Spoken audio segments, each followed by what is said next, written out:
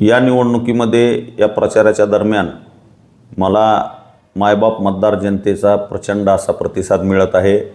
मी जास्तीत जास्त मतदारापर्यंत प्रत्येक वाडी वस्ती तांड्यापर्यंत पोहोचण्याचा प्रयत्न केलेला आहे आणि या निवडणूक प्रचाराच्या माध्यमातून एक चांगला प्रतिसाद मला आत्तापर्यंत मिळालेला आहे आणि मी मतदार जनतेला एक आव्हान करणार आहे की मी माझी विकासाची भूमिका आपल्यासमोर या निवडणुकीमध्ये मांडलेली आहे।